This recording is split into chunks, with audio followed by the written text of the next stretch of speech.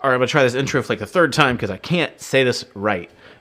This is a node, okay, and it's small and it just doesn't take a lot of power.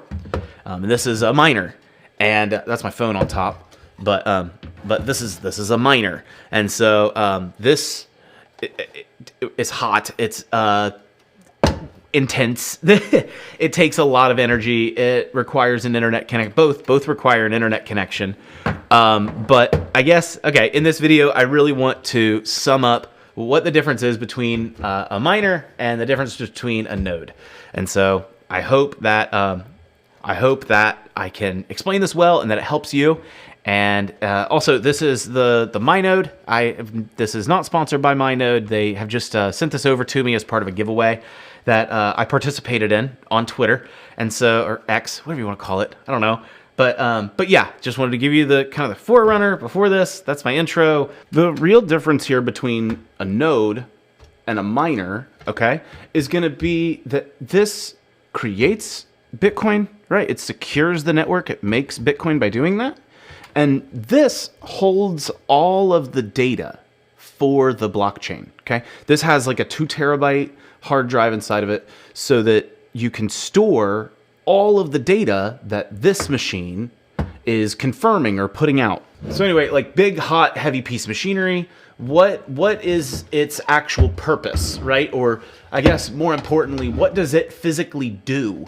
See, I have like all this in my head and I have this idea of like what I can say about these two, but ultimately it's really hard for me to articulate it. It's hard for me to even just like talk about it normally. I mean, I'm passionate about it. It's not something I'm not passionate about. I'm like, I run these in my house. Like I run this in my front room to help heat my living space. And if I didn't have this running in there, I would have to block that room off entirely because it's so cold in that room. There's like bay windows in it, that it's so cold in that part of the house that I can't like use it in the winter. So like with this, I actually unplugged it and brought it down here so that I could do this video.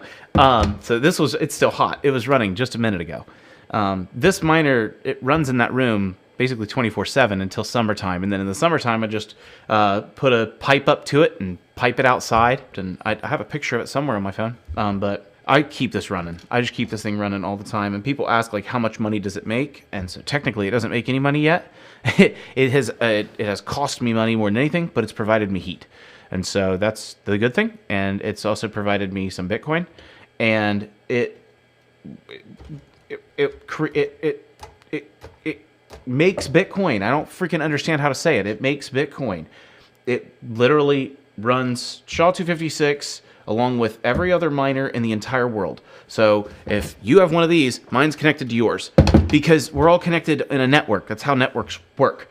And so this one is connected to all the other miners out there, and they are confirming blocks every 10 minutes. Just a new block, a new block, a new block every 10 minutes, basically. And so it's been that way for 15 years. Every 10 minutes or so, the network balances. These machines confirm the history of the blockchain, of the Bitcoin blockchain. So they run SHA-256. They take these inputs that they're given, and they're trying to find a new block.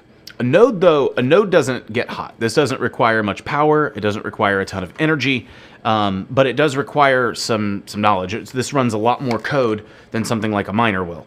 But what this does is just downloads a copy of the entire Bitcoin blockchain to your house, to your possession.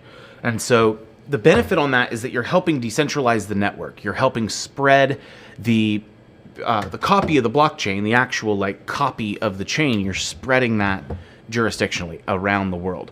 And so by doing that, you're keeping a record of not just your own transactions, but also everyone else's transactions on the network. And so these are the two parts of the block that make up the blockchain. These are the two components that Bitcoin needs in order to operate. If this stops working, that doesn't do anything. If these stop working, it has nowhere to store.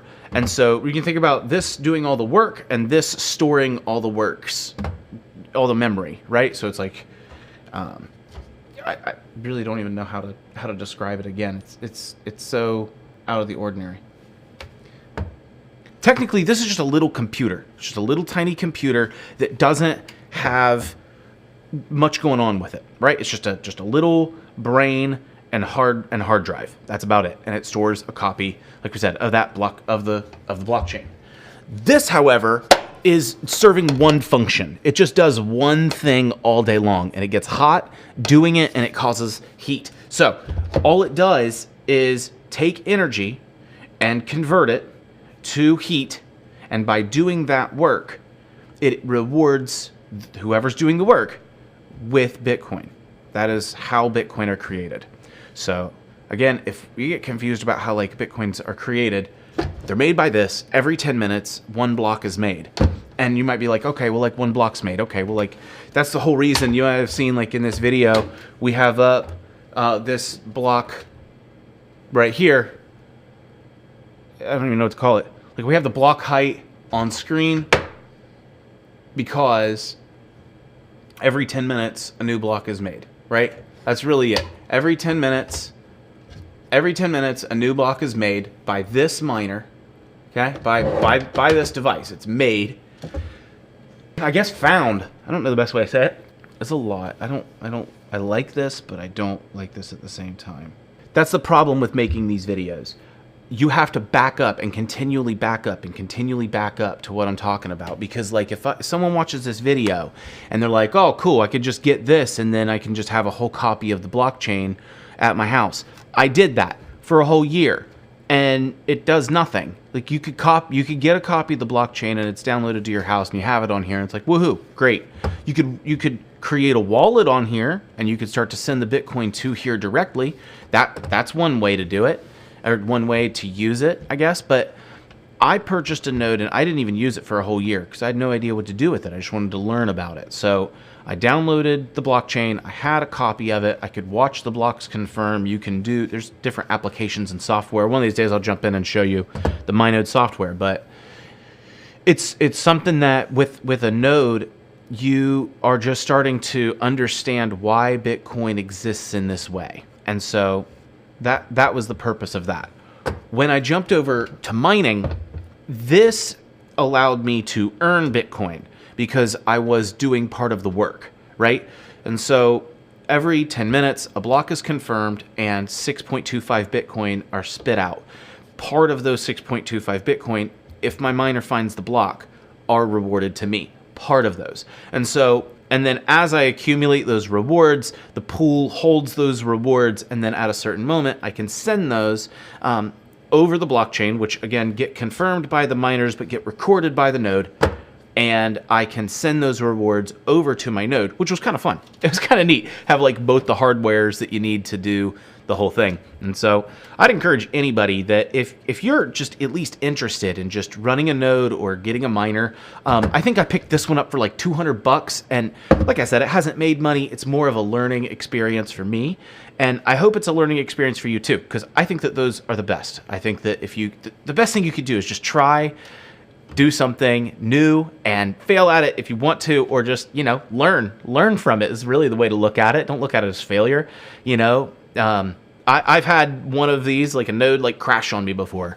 I wouldn't say anything else other than I recommend the MyNode upgraded software. Their technical support has been great for me. So that's the reason I have this one. Also, this was provided by them, part of a giveaway that I won. And so I'm thankful that they chose me for that, but I'm thankful that I get to share it with you guys. I don't know, it's just a lot of different things. I'm not used to being on camera. I'm not used to talking about Bitcoin. I'm not used to receiving free giveaway items because of answering questions on Twitter. It's all so new and weird and fun. And so I hope this video helped you in some way and that you get, a kick out of it, or at least can enjoy, this pleb channel as it grows. So I'll see you in the next one. Bye.